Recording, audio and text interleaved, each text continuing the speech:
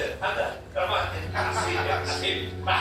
¿Por qué? ¿Por qué Angélica líder? Por primera vez se hace Angélica líder en la ESAD, ¿no? Creo que sí. Bueno, antes de nada, Paco, puntualizar que lo que es el texto dramático, esa versión libre de Teología del Infinito Angélica libre, la hemos hecho Carmen Cruz, Sí. que ella es poeta, y yo. El montaje forma parte de una asignatura optativa en la SAT de Málaga, que es la de taller de teatro dramático, que ya... Taller de teatro postdramático. O sea, fuera de qué? Del drama. Ellos tienen aquí la asignatura, la materia es escuela de espectadores y dramatización. Y bueno, entonces, claro, pues sabes que tienes que hacer un montaje dentro de ese taller y iniciamos una búsqueda de un texto de carácter postdramático. ¿Y por qué postdramático? ¿Qué significa eso? Ahí va yo. Bueno, hay mucha polémica en torno al tema. Si nos vamos a la definición de Lehmann, que es un investigador teatral, que fue el que le dio la etiqueta de teatro dramático. Este señor hizo un estudio que lo llamó así, el teatro dramático, porque a partir de los finales de los 60, 70 y una, digamos, cumbre que fue sobre los años 80, empezó a haber en muchas propuestas escénicas que quedaban un poco fuera del marco, digamos, conocido o estándar de la puesta en escena.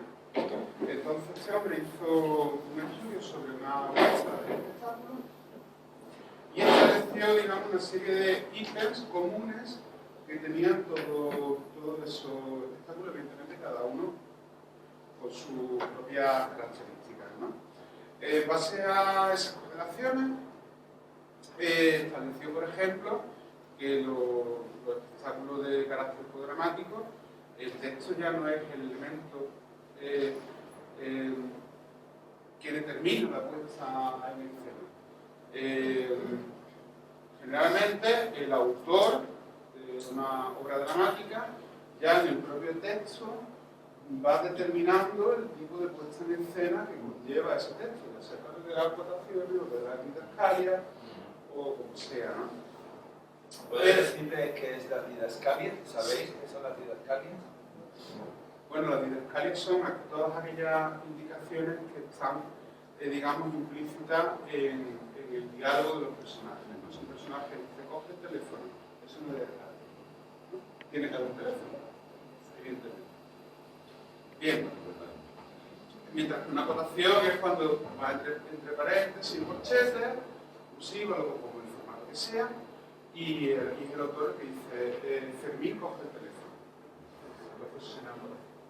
Y bueno, pues esa es hay muchas características del teatro dramático, pero quizá esa es la más llamativa. En general, en el teatro dramático hay ciertos elementos que confluyen. Uno es la desjerarquización de los elementos significativos de la puesta en escena. ¿Eso qué quiere decir?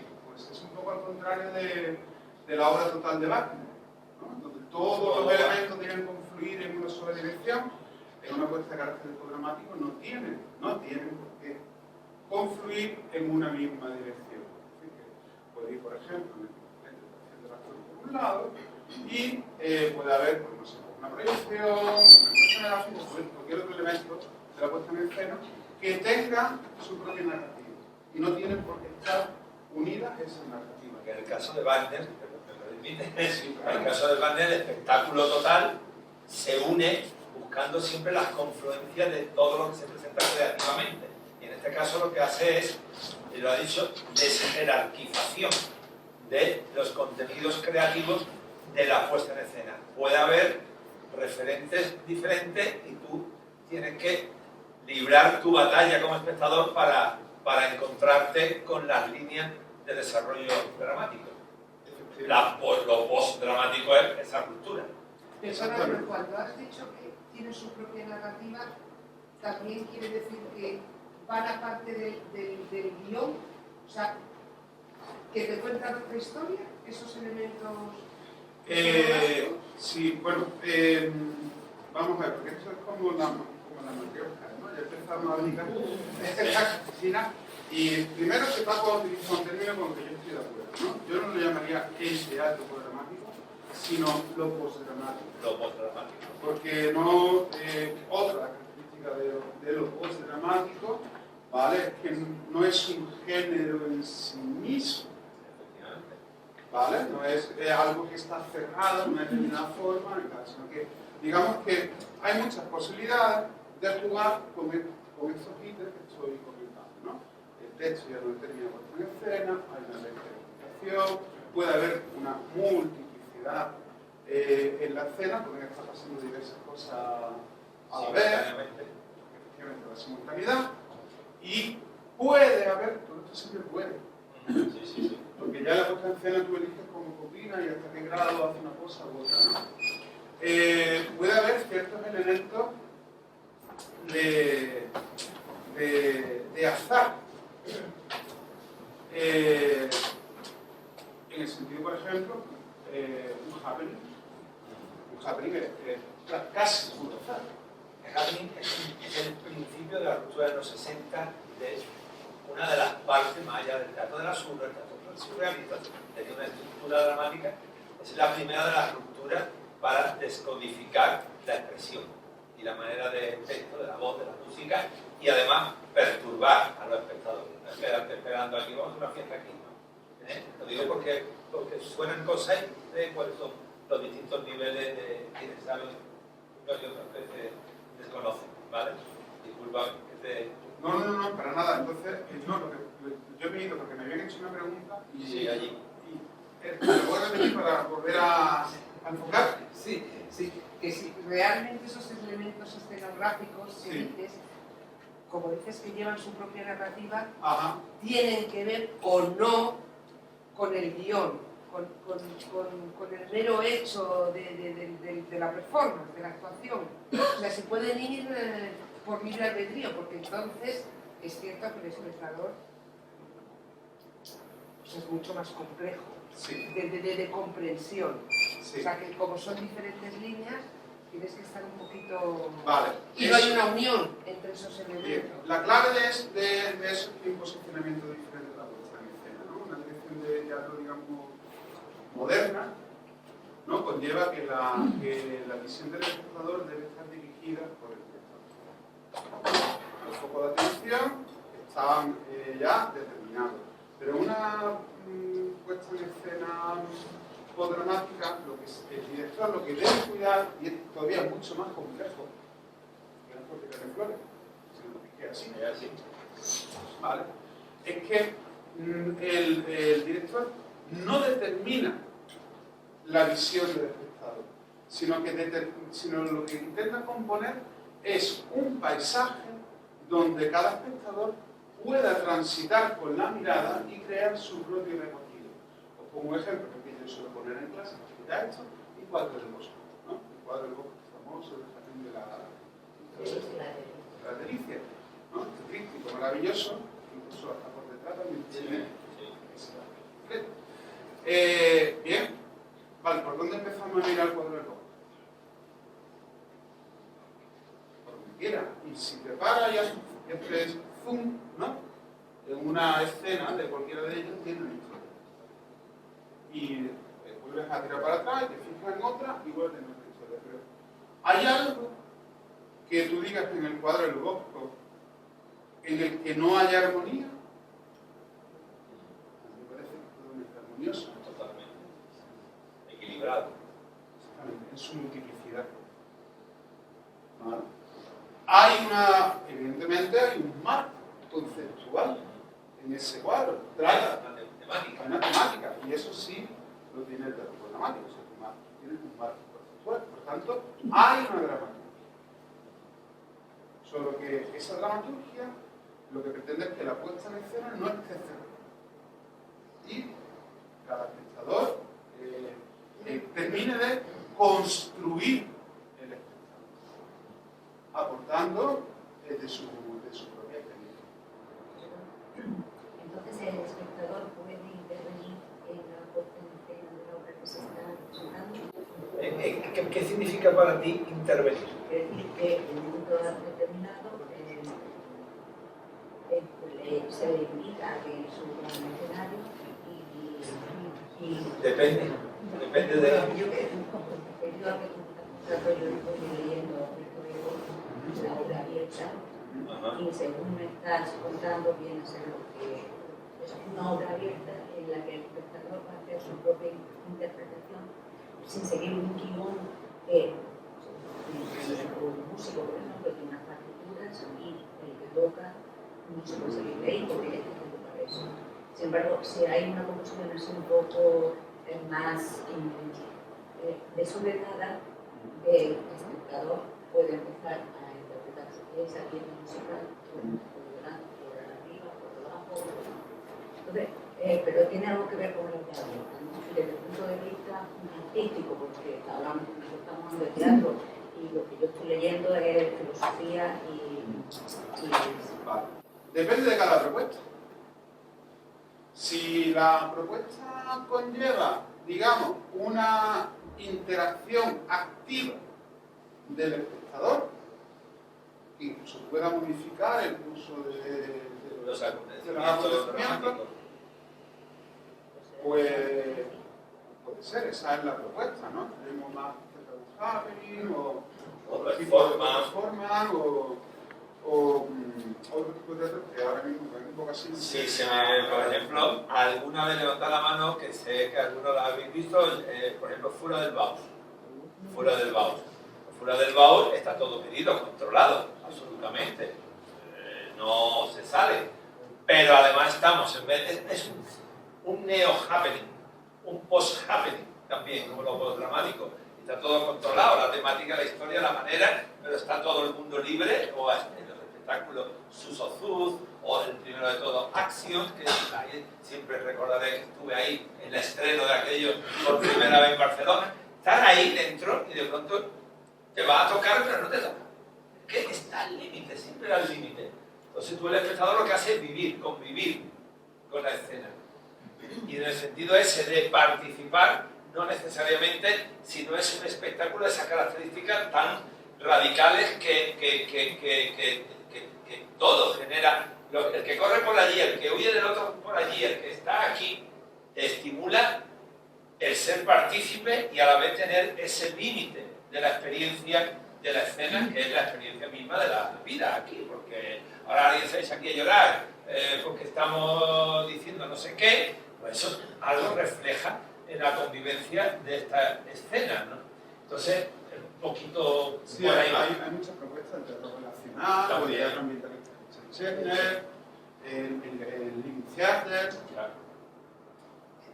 Rafael, en lo postdramático, ¿hay lugar, desde un punto de vista del actor, para la improvisación? Bueno, el teatro siempre te permite improvisar, en el sentido que un acto vivo y ninguna función es igual. Entonces, ¿hasta qué grado no todo es siempre una improvisación? Se puede preguntar también. Con ese personaje autor, ¿vale? Pero mira, Godot, por ejemplo. La escena final, que es la de los personajes de Rosengren y Guildenstern, Rosengren y Guildenstern han muerto, no de Rosengren y Guildenstern de Harry. Sí, sí. Bien, ellos tienen su escena, su texto, su movimiento ya pautado, pero por ejemplo esos chistes un poco que metían, bueno, iban cambiando durante la función, y también permitía pues establecer cierto margen bufonesco de relación con el espectador y esa postura total de cuarta pared. Entonces, claro, para romper de esa manera la cuarta pared requiere un cierto grado de improvisación y adecuación de lo ya pautado. Más allá del tema interpretativo de esos dos personajes que se deforman, entran en lo grotesco desde la imagen de sus propios personajes tradicionales, convencionales, con su vestuario, en ese análisis provocador que genera cómo hablan y cómo se transforman y asimétricamente se reconvierten en el otro, que es maravilloso, de verdad. Enhorabuena por el trabajo que habéis hecho y con estos chavales que han estado ahí con ese nivel que tienen, que son de tercero, de cuarto ya, algunos. En el elenco en general están entre tercero y cuarto. Y tercero y cuarto. Y hay algunos que sobresalen muy mucho, están ahí, pero es respetabilísimo ese esfuerzo tan grande de lo que habéis querido hacer con ellos y cómo ellos han entregado a toda esa historia, ¿no? De una manera brutal. Y lo hacen limpio y lo hacen con sumo encuentro, con esa historia que no sé si hasta qué punto saben por qué y qué dicen y cómo lo habéis trabajado, que esa es otra parte, ¿no? Pero este Rosencrantz y Guildenstern es que son el final, el epílogo, por así decirlo, de una historia que, aunque aparecen al principio en un momento determinado, suma el decir, ¿y qué me quieren contar? ¿Qué me dicen esta ruptura comedia del arte grotesco clásico? Está descompuesto absolutamente. ¿Qué es lo que nos quieren decir al hablar de mirar lo que hay desconocida, botas de polvo, imagen oculta, euforia, ingravidez, viaje, estrella, geometría? ¿Quién ha escrito esto? A ver, eso está extraído de una de las trilogías. De una de las trilogías también. Hay que puntualizar sobre la ¡Oh! Yo estoy acojonado lo que has hecho, tío. Habéis hecho. Hemos hecho. Sí. Es que, a ver, sí, cuento un poco el proceso, ¿no? Sí, de una cosa que lleva a la otra, eso es. Estamos en esa búsqueda de textos, contemplamos a Diego García, contemplamos fusionar a Diego García con América Líder, y al final, leí la de Rosencrantz y Guildenstern han muerto, en fin, el público, el Lorca, ya estabais buscando una búsqueda, bueno, lo que se había ido. Y al final nos decantamos por un concepto, más que por una obra, que nos llamaba la atención y creíamos necesario, que es la necesidad de volver a lo sagrado. Y ya sobre esa idea empezamos a hablar.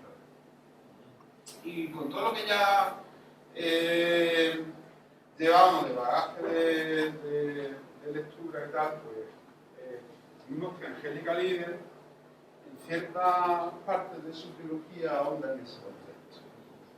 Y nos pareció, por tanto, la más adecuada para trabajar con ese concepto. Es decir, no cogimos el texto de Angélica Líder para montar Trilogía del Infinito, que tiene su propia evolución, sino que, exactamente, sino que nosotros tenemos claro que queríamos hablar sobre lo sagrado y vimos que en esa Trilogía del Infinito se hacía mención a lo sagrado. Entonces, el encargo que hizo Carmen, yo le encargué que Carmen y de que ella tiene esa habilidad y ese don, hace también poeta y está, digamos, muy familiarizada con desentrañar el código oculto del lenguaje. Le pedí que seleccionara todas las partes de Trilogía del Infinito, bueno, que además vimos varias obras de Angélica Líder, de Trilogía del Infinito, era más fácil todavía, que hacía mención a los sagrados. Fue esto. Ya tenemos un montón de quejas con el eco. ¿Vale? Lo siguiente fue dar sentido a todas esas piezas. Eso fue un trabajo en paralelo, porque por un lado yo pensaba más en la puesta en escena y en qué trama iba a sustentar eso, y ella en unir conceptualmente una parte con otra de los textos evangelicales, de manera que todo eso se sostuviera. Y ese fue el... ¿Y eso se llama adaptación? No. ¿No se llama adaptación? ¿O lo que habéis hecho ya se convierte en una obra original? Y es una versión. Versión. Versión. Es una versión. Sí. Vale. Mirad el texto este que directamente el principio de todo, ¿no? De la función, que dice: una simple y enloquecedora vibración repetida salía expelida del cristal, hipnotizando a todo cuanto aprendía en su sortilegio. ¿Entendéis ahí? Aprendía en su sortilegio. El vibrar se hizo más fuerte y más insistente. Los monos humanoides comenzaron a moverse hacia adelante como sonámbulos, en dirección al origen de aquel obsesionante sonido. Unos cuantos biólogos inclinados a la mística iban todavía más lejos, atando cabos en las creencias de diversas religiones. Especulaban que la mente terminaría por liberarse de la materia. El cuerpo robot, como el de carne y hueso, sería solamente un peldaño hacia algo que hacía tiempo habían llamado los hombres espíritu. Y si más allá de esto había algo, su nombre solo podía ser lo sagrado. Es la hipótesis, la tesis de todo lo que viene después. Es magnífico, ¿eh? Y además estamos tan en esta era de venir escuchando en la radio toda la historia de la prehistoria, no sé por qué, Radio 3, y estamos empezando ya el antropoceno. Ya hemos entrado en el cambio climático, ya está. Hemos entrado en la etapa del antropoceno, lo que nos va a pasar en ese inicio, pero ya la vez, dentro de ese concepto climatológico del antropoceno, la IA, toma, ¿no? Que ya de esa se ha quedado ahí, y todo lo demás, y el otro día Lola Herrera también con la IA, y o sea, un texto sobre el tema del poder oculto, ¿y dónde está lo que es para cada uno lo sagrado? ¿Dónde está? Eso está ya en el 2001, una odisea del espacio de Kubrick, de la novela. ¿Qué es eso? Porque Angélica Líder también, ella, en su dramaturgia,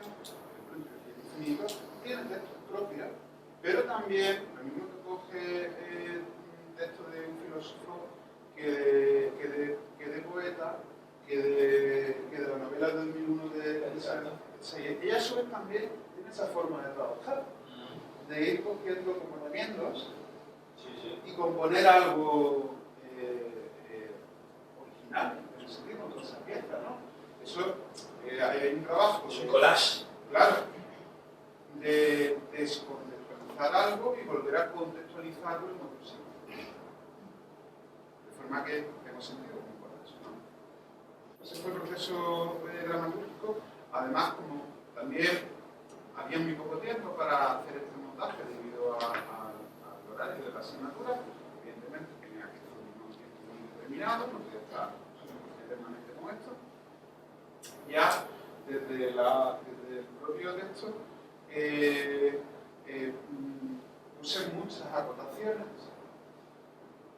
de cómo iba a ser la puesta en escena, que luego algunas se han mantenido y otras no. Porque el trabajo de puesta en escena, sobre todo un teatro programático, es muy abierto. Y ahí hay cosas que ya he modificado, porque en el borrador anterior las acotaciones y las acciones que hacen, por ejemplo, uno de ellos son totalmente diferentes. Las que había propuesto a las que se han hecho. Porque también hay que adecuarse a la faceta creativa de parte. Porque también se busca que ellos hagan propio ese proceso y creen ese proceso y no se limiten a representar la idea de un personaje determinado. Entonces,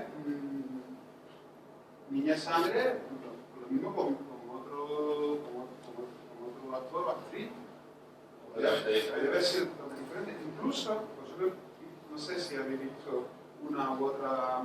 Martes, sábado, así. Y aunque había cosas que tienen en común, había cosas que ya habían trabajado de forma diferente y haciendo tradicionales. Con lo cual también eso da mayor complejidad a la puesta en escena, porque tienes que pensar también en una eliminación que cubra todo lo que va a hacer cada una, porque tenían desplazamientos diferentes también en el espacio. La logística de ese taller en relación al número de horas que tú utilizas, ¿cuánto tiempo anteriormente habéis preparado esa dramaturgia, habéis imaginado esa construcción de un texto dramático que es, mirad, sabéis en la plástica cómo son los collages? Los collages, por ejemplo, Eugenio Chicano, que no hacía collage, pero sí que cogía y fue uno de los primeros que montaba una foto de algo, de una diapositiva de alguna obra artística o una imagen de fotografía de no sé qué, lo proyectaba digo el telón, es que me sale telón, no, en el lienzo, me sale telón, en el lienzo, y él empezaba a dibujar ahí, y pintaba, y de pronto a lo mejor hacía y me pegaba un recorte de no sé qué, y construía y volvía a pintar, y metía un recorte, y estaba sobre una obra artística, construyendo una obra original. ¿Vale? Pero para hacer eso necesita unos tiempos. En esa logística del trabajo, o eso desde que tú lo planteas, sabiendo el número de horas que, ¿cómo hace elección, entre comillas, vamos a hablar de actores y actrices, del elenco, de comienzo de dar esos personajes y por qué? ¿De qué manera en ese nivel encontrarte con alumnado que está aprendiendo, ser capaz de asimilar esa idea y que le explica cuánto tiempo, cómo lo plantea en este caso, que es muy excepcional para mí? Pues el texto no estaba cerrado, sobre todo en el número de personajes. Entonces se adecuó a los alumnados matriculados que había, exceptuando que vino otro chico, J. Arango, que hizo uno de los monos, que era uno de los cuales no estaba matriculado, pero decidió colaborar, y ya ahí cerramos el reparto junto con la colaboración de una profesora, que era Lorena, que era que hace el personaje de director. De directora. Los demás son todos alumnados de la asignatura. Entonces, se hizo en función del grupo de alumnos. Con lo cual, claro, el texto se fue cerrando mientras se iniciaba el proceso.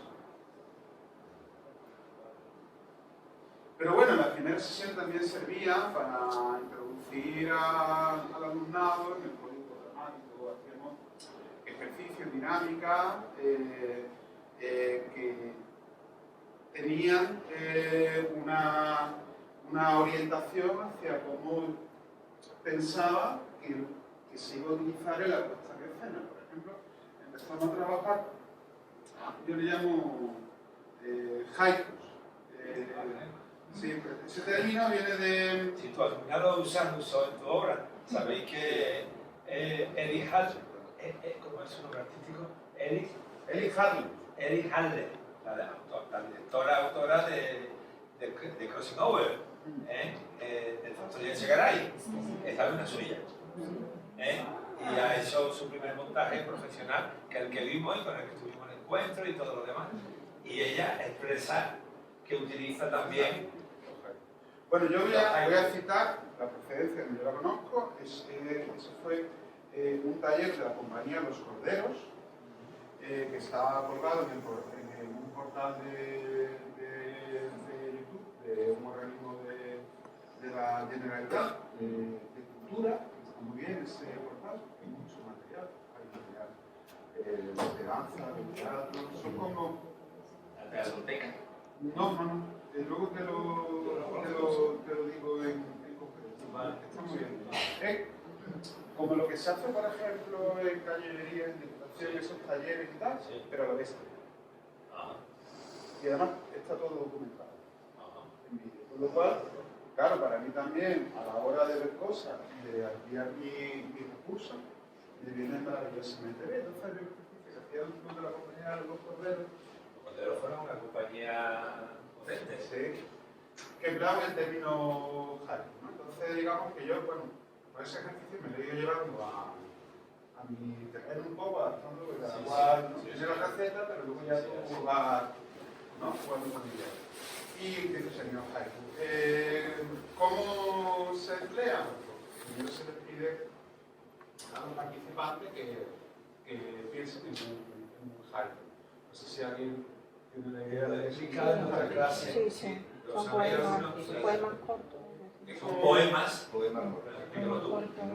Es un poema de origen japonés, muy breve, tiene ciertas partes muy cortitas. Cuatro versos. Lo que pasa es que yo soy más libre a la hora de elegir los versos, porque lo aplico para otras cosas. Quiero que sea breve.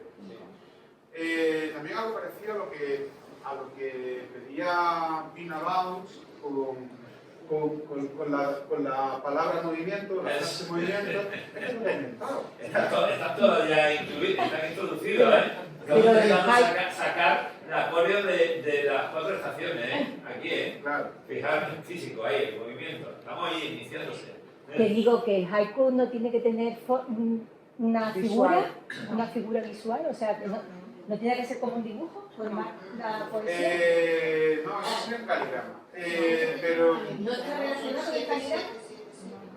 Pero yo utilizo, yo del haiku lo que utilizo es que sea breve y que sea muy visual, que implique acción, poco literario y que sea una impresión del momento. Eso son elementos que tienen haiku, ¿no? Ahora ya la estructura, exactamente cuántos versos, eso ya no me interesa. Lo que tú lo que estás pretendiendo es que llegue al concepto de la acción propia. Efectivamente. Entonces, y además hay que poner a los actores en el aquí y ahora. Entonces, si ellos ya están haciendo un esfuerzo de aprender ese instante en el que están, yo lo estoy poniendo en el aquí y ahora. Aquí. Todavía no aquí. ¿Vale? Entonces, claro, ellos ya interiorizan eso, generan una respuesta, en este caso, escrita o oral, ¿no? Vale, lo siguiente que les pido, la verdad es que no me interesa nada acá. El sol entra por la ventana y el ventilador absorbe el futuro. Muy bien, maravilloso. El sol entra por la ventana y el ventilador absorbe el futuro. Estupendo. Pero me da igual lo que diga. Incluso se lo pregunto, ¿qué es para mí? ¿Vale? Ahora, con esa frase, digamos, con esos versos que tú tienes, ahora quiero que tú lo traslades a un movimiento, a un gesto, a una acción.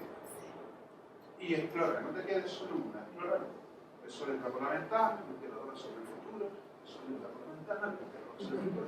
Y a partir de ahí... Ellos se lo voy metiendo al revés. De la acción, después la frase. Pues, por ejemplo, venga, vamos a trabajar la amplitud del movimiento, más grande, más pequeño, vamos a trabajar los tempos. Aquí esto lo hago más lento, pero esto lo hago más rápido. En fin, todos aquellos, digamos, parámetros de ejecución de un gesto, de un movimiento que puedes controlar.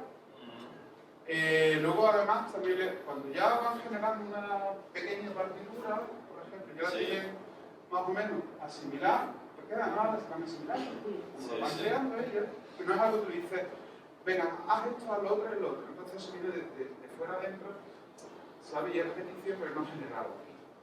Eso al contrario, esto sale de aquí. Sí. Luego, pues a lo mejor digo, vale, pues ahora quiero que probéis cosas que veáis y le integréis a la vuestra.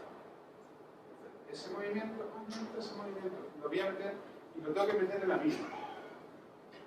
Y eso al final es exponencial. De nada chiquitito se va creando un montón.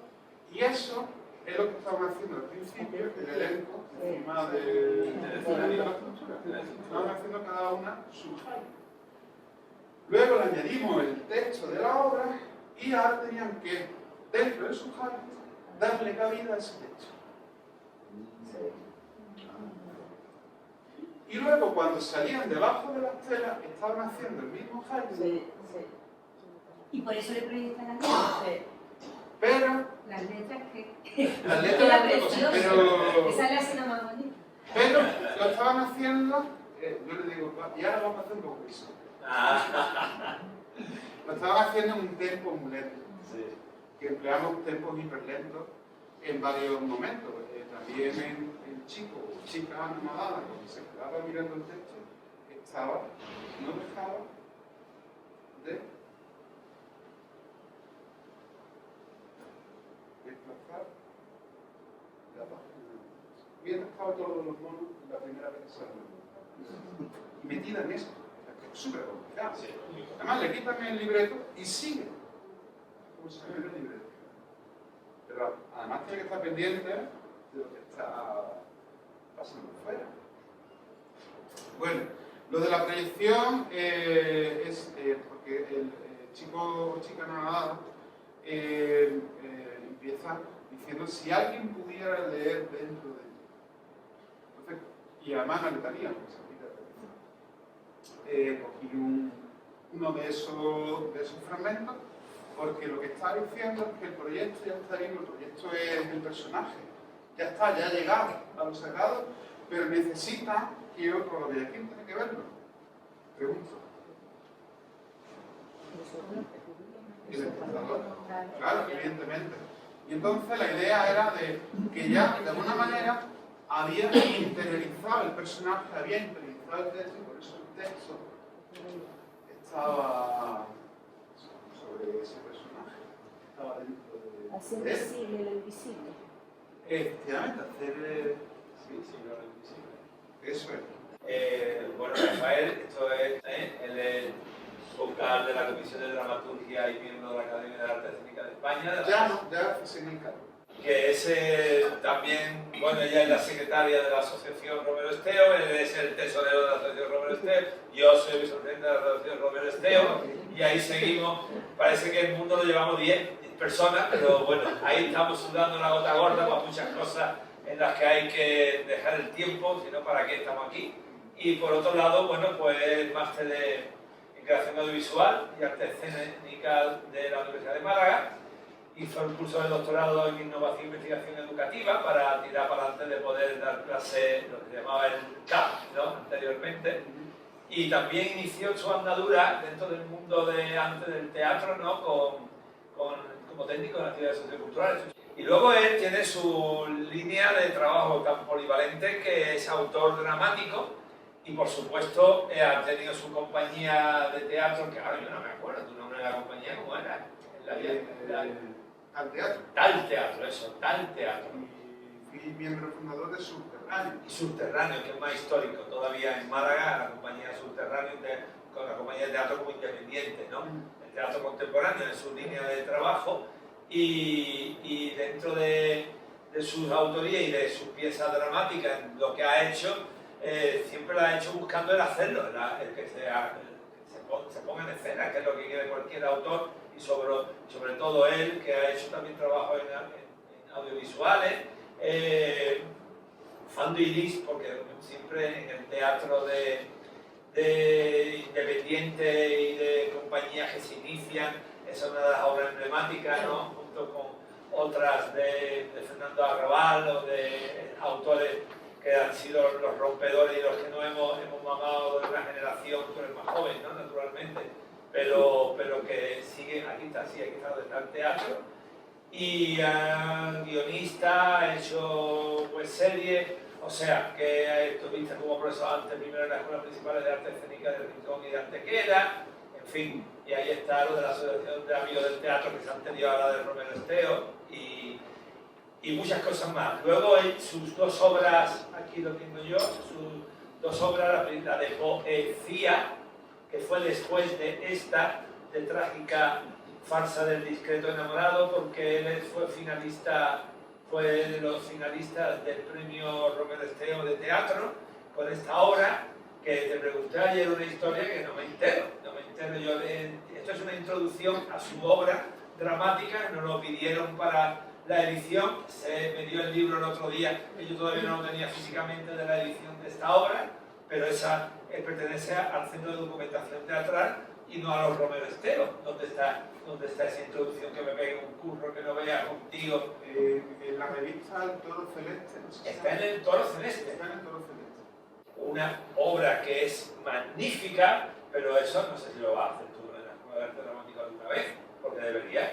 Eso necesita un elenco potente, grande, y además es una trágica farsa, que son dos términos que están disociados un poco, pero que juegan divinamente para reírte un kilo en esta obra que se llama realmente El Discreto Enamorado, que es un juego interior, y yo creo que esa obra difícilmente se puede llevar a escena profesionalmente, se puede llevar al cine, fíjate lo que te digo, se puede llevar al cine, ¿no? Te lo hablamos una vez, pero eso sí podrías llevarlo a cabo en tu nuevo taller, si no postdramático, porque es un postdramático, pero es un montaje, un trabajo magnífico de algo que es como clásico, de una época, siglo de oro, yo no sé, donde se sitúa esos personajes tan en Málaga, además es la Málaga antigua, ¿no? Del siglo ¿cuál? ¿Lo colocan? Sí, bueno, es un poco anacrónica, ¿no? Sí, no tiene, pero vaya, tú la ves. Sí, la del 17. 17, 16 final, 17. 16, 17, sí. Por ahí, un poco ya la decadencia, ahí que se ve. Sí, o sea, que está ahí jugando con un estilo malaguita de escribir teatro contemporáneo, pero en una época absolutamente muy burda, muy loca, también muy orgánica, una obra también muy orgánica. Total, que Rafa pues es como, volvamos a lo sagrado, que es lo que interesa, porque me parece que es la parte a repensar, ¿no? Sobre lo que nos quiere decir y nos quiere plantear tanto, por un lado la líder, por otro lado tú, cuál es tu interés sobre ese sentido de lo sagrado, porque también la líder tiene mucha otra historia, aunque ella se resitúa en sus obras siempre desde un planteamiento donde lo físico, en el que ella se auto-inmola y donde se introduce para ser protagonista de esa acción dramática que sufre, llora y propone realmente nuestra trascendentalidad desde ese elemento que en España no se habla de él. La Gran República Francesa sí, porque es un país laico. Nosotros la religión se da en la escuela todavía, ¿no? La religión en Francia no se da en la escuela, se da en donde cada uno tiene sus creencias y su historia, ¿no? Pero luego ese concepto de lo profano, lo sacro, el festival que yo monté, Gañoso, festival de teatro sacro y ritual y sacro ritual, en el que lo sacro era eso, lo sagrado desde el punto de vista no sacramental, que es la parte esa religiosa en la que yo no entro, no quería entrar. Dime, cuéntanos. Bueno, a ver, en el texto de esta versión, de esta escena, ya se cita cuál es el origen de este propio montaje, que es un artículo de Alberto Albert, que es una comparativa entre el teatro de María Zambrano y Angélica Líder y la relación de ambos con lo sagrado.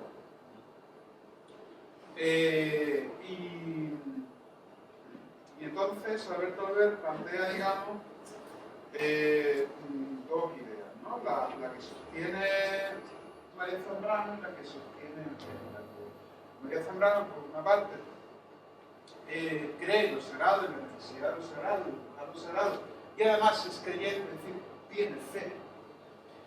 Y Angélica Líder lo que hace es que reconoce la necesidad de lo sagrado aunque no tenga fe. ¿No? Son esas dos visiones. Esas dos visiones están, a su vez, volcadas, las presentan dos personajes principales de la puesta en escena, que son Chica Armada y Niña Sangra. Niña Sangra, que presenta, digamos, esa visión de líder, y Anonadado representa la visión de María Zambrano. Y con todo lo que conlleva también ese maravilloso ensayo de María Zambrano de la razón pública. Porque hay algo más allá de la razón que no se puede alcanzar por la razón, hay que alcanzarla por la intuición, ¿no? Ver lo que no se puede ver, hacer visible lo invisible, y curiosamente eso también está. El líder, con lo cual fue un encuentro maravilloso, que bueno, como de repente, ¿no? La Angélica Líder conecta con esta filósofa maravillosa, ¿no?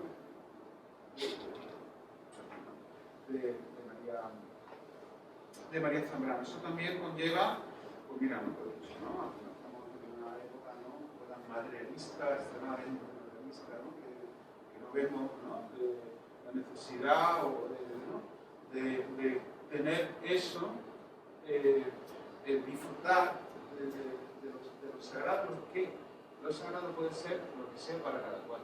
Eso también se dice en la obra, que lo encuentra en la iglesia. Maravilloso, que lo encuentra en otra cosa, maravilloso también, pero absolutamente necesario, porque forma parte del carácter humano, mágico, que vemos también en el 2001 Odisea del Espacio, que también habla de eso, ¿no? A pesar de estar súper avanzado en el futuro, ¿no? Esa visión distópica, ¿no? De todo tecnológicamente avanzado, y sin embargo hay cosas como que se escapan a la razón, ¿no? Y esto de dónde sale esto, ¿no? Intuitivo, lo mágico, lo intuitivo, que es antes y que le lleva a transformar. ¿Por qué? ¿No? Claro, siempre tenemos momentos de transformaciones desde ese concepto que no pensamos. Para cada cual se agarra donde puede, ¿no? Claro, y no sé, que seríamos sin la capacidad de creer en algo que no vemos y de que a lo mejor se puede hacer posible, porque no tenemos la teoría de seguramente, y otras grandes cosas que luego se han hecho patentes y visibles, ¿no? Entonces, lo que se intenta es que transmitir esa idea no limitante y que busque y te expanda, no te quedes en algo ya fabricar, que eso ya lo contábamos Carmen y yo en el anterior montaje, que se llamaba Feminista, y iba precisamente sobre inteligencia artificial. ¿No? Pues ese fue una adaptación, versión de Insulto al Público y Caspa de Peter Harker. Pues más o menos el mismo proceso que esto, Paco, usando esos conceptos de Peter Harker. Con lo cual yo creo que ya también digo, bueno, creo que vamos a hacer nuestro propio día. Sí, oye. Que llevamos ya practicando un poco, ya llevamos 2 ensayos, digamos, de esta forma de crear dramáticamente y para la puesta en escena, descontextualizando y contextualizando un texto como el aporte de un concepto que lo marca todo. Se me ha olvidado tocar ese punto que es maravilloso en lo sagrado, en lo dramático de Salvador Tábora, del gran teatro de Salvador Tábora, que eso sería empezar de nuevo otra vez a hablar, aquí, porque Salvador Tábora, os suena Salvador Tábora, del teatro andaluz, ¿no? Después del Lebrijano, viene Salvador Tábora y crea escenas, unas significaciones que son sacramentales, absolutamente. Además, qué conversaciones teníamos con el gran Salvador, y qué amigo y qué buen tío para todos, ¿eh?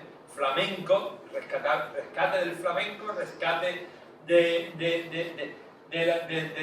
obrero, del agricultor, del trabajador y de la música semana santera, y que el niño de él se ha sido capaz, porque es un tío inteligentísimo y además con unos fundamentos enormes para decir, además lo cuenta y lo habla y lo explica, y que en ese momento aparezcan los soldados.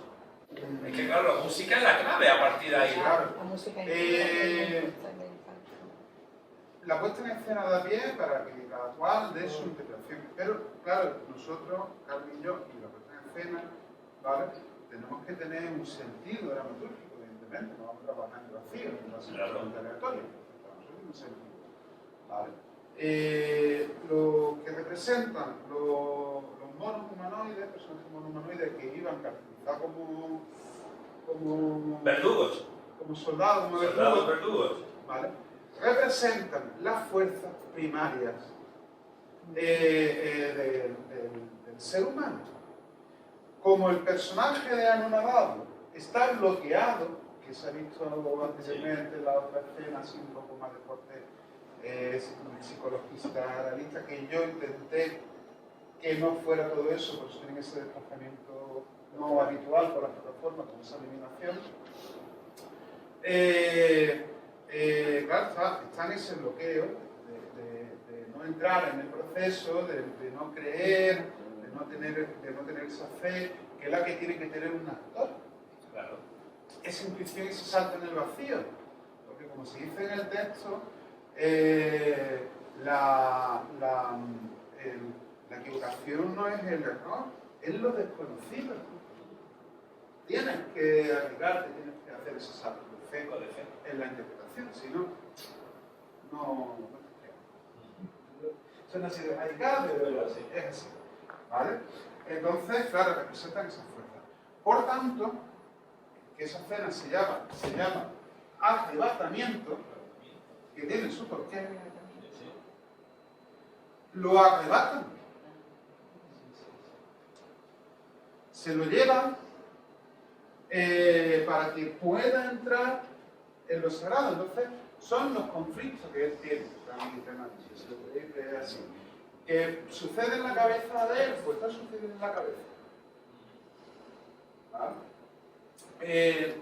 Esa era nuestra lectura. La siguiente escena en la que vamos a ver a Anonadado es que después de esa ejecución de no, esto no hay que, esta parte así tan lógica y tan que no te deja ver y tal, hay que quitarla del medio, que es esa ejecución poética que se produce para que venga renovado y esté presto a ese sacrificio que requiere la actuación, porque requiere un sacrificio. En las obras de Salvador Tábora, en esa ritualidad sacra, teatral, pero que pertenece a todos los elementos de la liturgia católica, en este caso, incluso ortodoxa también, pero católica, de esos elementos tan simétricos de él sacaba máquinas, inclusive para el sacrificio, siempre terminaba en alguna de sus obras con el sacrificio de uno de los personajes o el personaje principal, inclusive en Carmen, no sé si habéis visto Carmen, que llega a sacar los caballos, por primera vez saca caballos en la escena, que después el espectáculo se lo llevó a las plazas de toros y todo lo demás, el de Carmen, que sabemos el tema cuál es, pero en otros, o sea, siempre hay un momento de sacrificio y la música flamenca, que es una ruptura. La música flamenca es un sacrificio, siempre está en los distintos estilos del cante flamenco, está ese desgarrarse, ese romperse, y que él remataba casi siempre con un bailarín, actor que tenía, que era, no me acuerdo el nombre, de uno muy delgado, y que termina siempre en cruz, lo tengo ahí grabado en casi todo el espectáculo, viene a terminar en la muerte del personaje, en un sacrificio escénico, que a su vez nos toca a los andaluces como parte de nuestra idiosincrasia, de pueblo andaluz, por todo lo que dice inclusive la canción de nuestra himno de Blas Infante, ¿no? Andaluces levantados, o las canciones de aceituneros de Jaén, antiguos, de no sé cuánto, siempre eso, y que llega por todo el mundo con esos espectáculos, y que anteriormente a Enrique Aguirre, anteriormente a todo el teatro postdramático, él ya rompe desde la mediterraneidad, del teatro mediterráneo, rompe los moldes del teatro europeo y del teatro en Australia, en todos lados donde iba, Salvador Tábora. Y eso está ahí.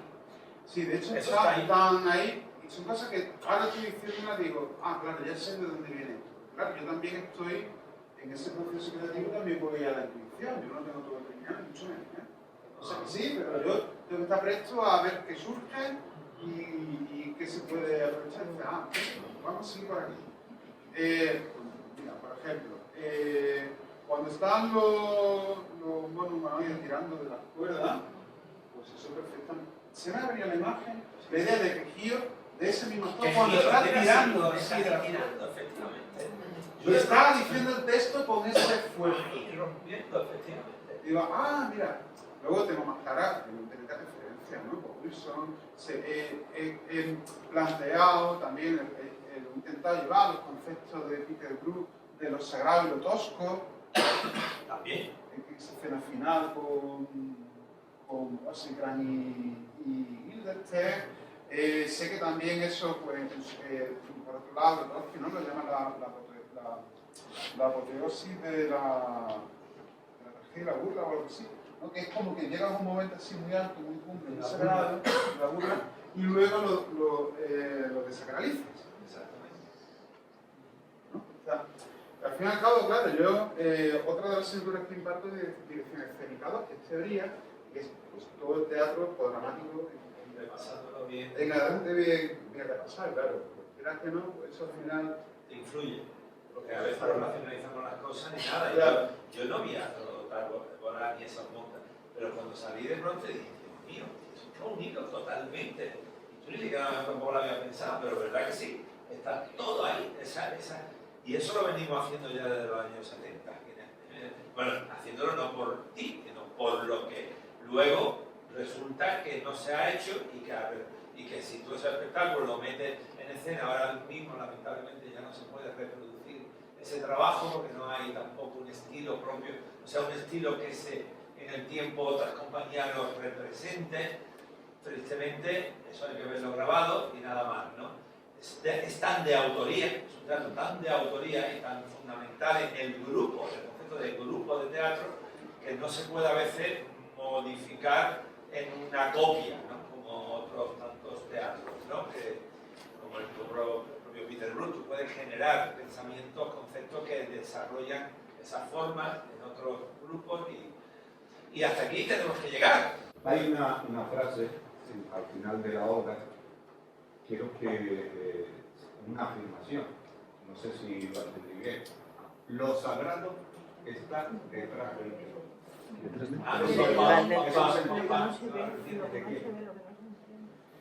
Bueno, escuchando opiniones del público y tal, una de ellas me ha dicho, es que esta obra es para teatreros. A ver, yo creo que la obra es para todo el mundo, pero sí es verdad que tiene un especial interés o connotación para los que somos de teatro. Se dice en ese ejercicio primero que están haciendo un elenco que hay un personaje que está situado por aquí, Ana, que dice, pues para mí lo sagrado está detrás del telón. Ya se dice. De hecho hay muchas frases que se van repitiendo, no pasan desapercibidas, pero ahí. ¿Vale? Como también la de Rosencrantz y Guildenstern, que todas esas palabras que dicen no sé qué, ya lo han dicho antes en frase entera el elenco. O sea, que hay casamiento de todo esto. Y es el sentir de lo que llamamos el teatro. El teatro es nuestro espacio. La cuarta pared, eso es el presbiterio de lo sagrado. En el caso católico está inclusive allí al final, está guardada la hostia, ¿no? La Eucaristía, el espacio sagrado que tiene una ritualidad para abrirlo y la abre solamente el sacerdote, el que hace todo ese cambio para que se produzca la transubstanciación del pan en el cuerpo de Cristo para todo el que lo crea, pero ese es el juego dramático total de lo sagrado en ese caso religioso. Y en todas las religiones hay ese espacio presbiterial, ¿no? final es el escenario, es el lugar, que se puede romper y se pasa hacia adelante o se comparte en círculo, en arena, muchas maneras. No es que digamos que no, solo vender todo el sagrado, no, eso sería falso, ¿no? Ya lo decimos, el sagrado está en muchas partes. Para nosotros sí es un espacio sagrado, pero también es inclusivo en el sentido que un teatro es un espacio que tú generas, que tú haces sagrado por una determinada serie, digamos, de connotaciones y acciones que llevan a la transformación de ese espacio, como puede ser lo que ha explicado Paco, perfectamente esa de liturgia, tal. Y también dice, bueno, si vamos a hablar de lo sagrado, no podemos hablar de todo lo que es sagrado, porque lo sagrado para cielo. Entonces, vamos a hablar de lo que para nosotros conocemos y sentimos que es lo sagrado, y vamos a abrir ese premisterio, que se vea el por delante y el por detrás de la obra, por eso tiene ese carácter teatral, para decir, mira, esto es lo que pasa delante, lo que pasa detrás, ¿vale? No solamente te quedes con la ficción representada de los personajes que es una fábula, ¿no? Que puedas ver todo lo que hay también detrás de todo eso. Y detrás del telón siempre, bueno, en el caso de Factoría Segaray, que es de las primeras veces que alguna vez alguno de vosotros pues, asistís a un ensayo, que es el espacio sagrado donde se está cociendo, porque con el otro grupo de Factoría Segaray siempre hay una asistencia a uno de los ensayos, y entonces el elenco y el equipo no lo rechazan, al revés. Se ven como si fuésemos llegar a un acuerdo de ver el ensayo de lo que... yo creo que es muy provocador, y no lo vamos a hacer. Nosotros decía Mateo, y vamos a buscar la manera de, más que eso, ir a ver un momento de ensayo. Eso es donde se ve el cocido, ¿no? La cocina, ¿no? Que se está produciendo y que tiene que ver, de alguna manera, tiene las situaciones sagradas del encuentro y de la magia de las discusiones, de que hay mejores procesos en los momentos de ensayo, que es lo que está detrás, lo sagrado está detrás. Ahí hay momentos maravillosos que a veces no se representan y se quedan en el trabajo final. Eso lo decimos los que hemos montado, pero vaya, ahora cómo introduzco esto, o qué bien lo hemos pasado y qué manera de lo que ha salido. Ahora fija tú esto y llévatelo a la escena y que continúe con ese alma, ¿no? Con ese, como se dice también en flamenco, ¿no? Que es duende, ese duende, ¿no? El duende que tanto habla Lorca, ¿no? O Peter Brook, o Peter Brook, Spota, tomando prestado una palabra hindú. Es como aprender, cristalizar un momento. Eugenio Barba también habla de eso ahí en su libro, y que lo dice y lo expresa, ¿no? En el ámbito del flujo, es el flujo, la energía, el flujo, ¿no? Lo que en muchos momentos, pues nosotros mismos en un momento de juego aquí en el espacio, pues se producen cosas que se experimentan y no se puede transmitir, y es lo que te lleva, es lo que te estimula. Pues de esto se trata, de modo que, super gracias, querido. No, vosotros. ¿Qué quiere que te diga? Para adelante y al esfuerzo de la docencia.